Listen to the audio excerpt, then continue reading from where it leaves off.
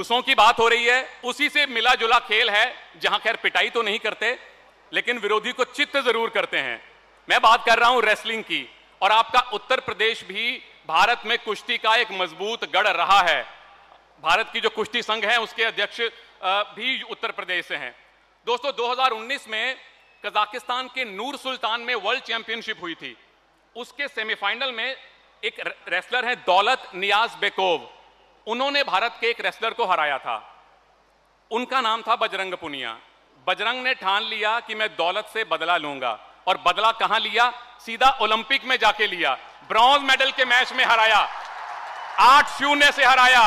आपके अपने Bajrang Punia world number 1 ये आ रहे हैं। उनको देख के मुझे लग रहा है कि पहले ही 4 कदम पीछे हट जाऊं। उठा के कहीं धोबी पछाड़ दे दिया तो आगे का कार्यक्रम पता नहीं कौन होस्ट करेगा। बजरंग भाई देखन में छोटे लागे, घाव करे गंभीर। जोरदार तालियां। सभी को नमस्कार। और काफ़ी अच्छा लगा, इतना प्यार और सम्मान आप लोगों ने हमें दिया है। और मैं धन्यवाद करता हूं हमारे मुख्यमंत्री जी का, जिन्होंने इतना अच्छा प्रोग्राम यहाँ पे खिलाड़ियों के लिए आयोजित किया है। और रेसलिंग एक ऐसा स्पोर्ट्स है जो लगातार 4 ओलंपिक में मेडल दिए हैं। और जो हमारे रेसलिंग के अध्यक्ष हैं वो भी यूपी से ही हैं, श्री बृजभूषण शरण जी, जिन्होंने जब से फेडरेशन का भार संभाला है 3 ओलंपिक में हमने मेडल दिए हैं। 5 मेडल उनकी जो अध्यक्षता में आए हैं। तो मैं अपने आप को भाग्यशाली मानता हूं, इतने अच्छे अध्यक्ष हमें मिले हैं जो रेसलिंग को इतना ऊपर लेके जा रहे हैं। तो उससे पहले हमने 2 मेडल जीते थे, एक 2008 में, एक 1952 में। तो मैं आप सभी को एक बार फिर से यही बोलूँगा कि अपना प्यार और आशीर्वाद ऐसे ही खिलाड़ियों के पीछे रखें, क्योंकि ये हमारे लिए एक ताकत का काम करते हैं। तो मैं आपका धन्यवादी हूँ और आभार प्रकट करता हूँ आपने हमें यहाँ बुलाया। धन्यवाद। धन्यवाद आपका बजरंग। अच्छा, एक छोटी सी बात बता दूं जो बजरंग बताना भूल गए। ये बचपन में जब स्कूल जाते थे ना, तो स्कूल जाने के बजाय अखाड़े में चले जाते थे। तो आप में से भी जो लोग स्कूल से छुट्टी लेके खेलने जाते हैं, निराश मत होइए, आपको भी मंच पे बैठने का मौका मिल सकता है अगर इतने ही बड़े आप पहलवान बन गए तो। अच्छा, एक अपनी पर्सनल बात बताता हूं। 4-5 दिन पहले जब आरपी सर का फोन आया और मैंने अपनी बेटी को बताया कि मुझे योगी जी ने लखनऊ बुलाया है इस कार्यक्रम को एंकर करने के लिए, तो बेटी ने सिर्फ एक सवाल पूछा, पापा क्या वहां पीवी सिंधु आएंगी? अगर आएंगी तो मेरी तरफ से थैंक यू बोलिएगा। पीवी सिंधु पूरे भारत में जितने युवा बैडमिंटन प्लेयर हैं उनके लिए सबसे बड़ा आइडल बन गई हैं, आदर्श बन गई हैं। रियो में कौन सा मेडल जीता था? Silver medal. और उसके बाद टोक्यो आते फिर से ये पोडियम पे दिखाई दी। 2 मेडल जीतने वाली भारत की अब तक की इकलौती एथलीट पीवी सिंधु। जोरदार तालियों से स्वागत।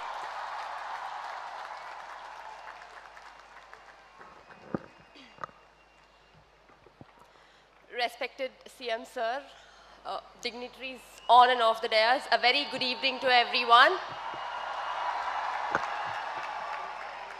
Firstly, thank you so much, sir, for giving me this opportunity and honoring me. It's such a great honor. And I just want to say one thing. पहले भी मैं 2016 सिल्वर मेडल आने के बाद सीएम सर ने मुझे इधर बुला के बहुत एंकरेज किया और मोटिवेट किया था। फिर अभी 2021 ऑब्वियसली टोक्यो में मेडल आने के बाद फिर से बुलाया। Thank you so much sir for such a great encouragement, क्योंकि ये एंकरेजमेंट डेफिनेटली बहुत एक मोटिवेशन और आगे बढ़ने के लिए बहुत motivation है सर। और I'm sure a lot of people here, a lot of sports persons here, I'm sure CM sir is very encouraging irrespective of different states. I must say this is one of the best.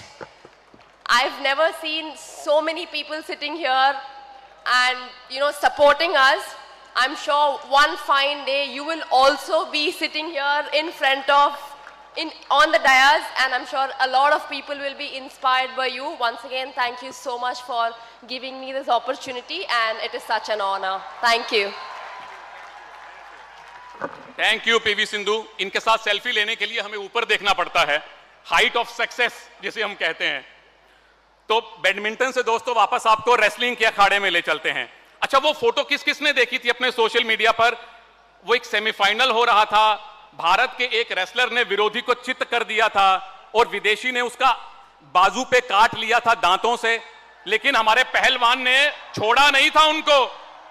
जितना बड़ा घाव उन्होंने रवि दहिया के बाजू पर दिया, रवि ने उसका बदला लिया चित करके, पिन फॉल करके।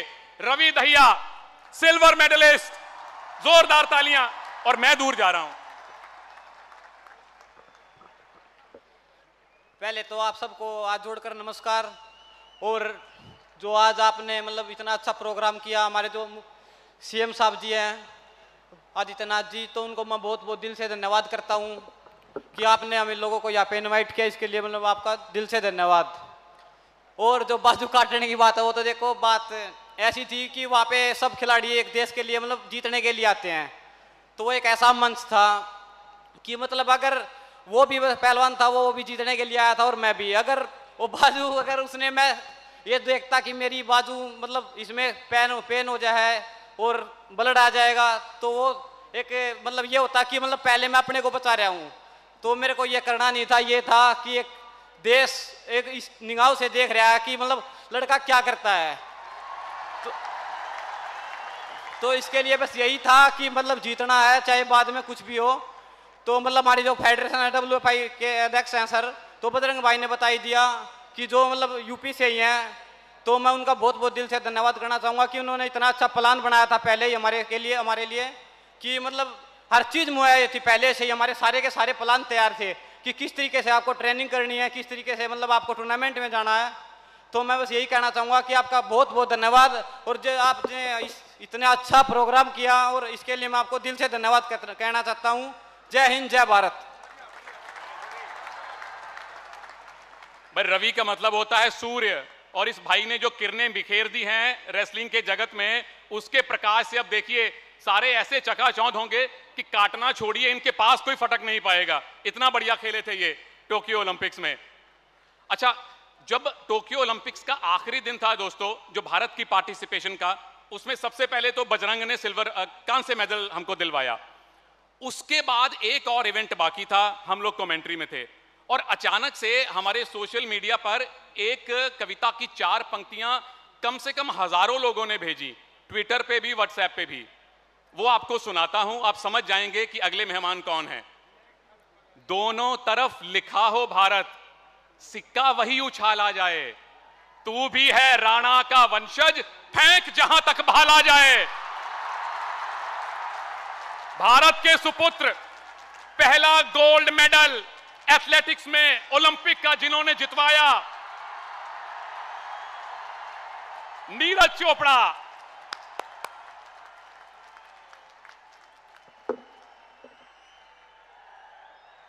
सबसे पहले वो सभी को नमस्ते, और मैं थैंक यू करता हूं माननीय मुख्यमंत्री जी का।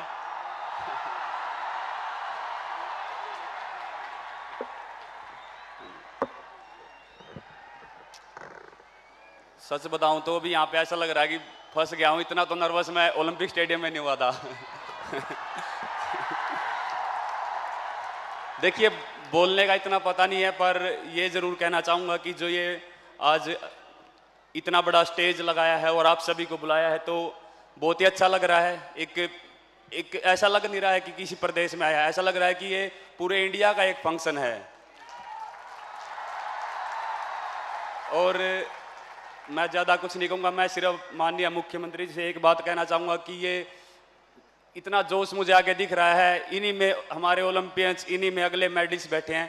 तो मैं बस आप सभी से ही कहूँगा कि अपने ऊपर विश्वास रखिए और मेहनत कीजिए, और आप देश का भविष्य हैं, और मैं आप सभी का जोश देखना चाहता हूँ। भारत माता की। Thank you. भाई तालियां रुकनी नहीं चाहिए। 87.58, इतने हमारे स्कूल में नंबर नहीं आते थे भाई, जितनी दूर आपने जेवलिन फेंक दिया। अच्छा, और दूसरी एक और पर्सनल बात भी बता दूं, मेरी जो पत्नी है, मेरे ससुराल वाले भी चोपड़ा हैं, तो मुझे डबल खुशी हुई इनका मेडल जीतने पे। थैंक यू नीरज, थोड़ा पर्सनल टच देने के लिए।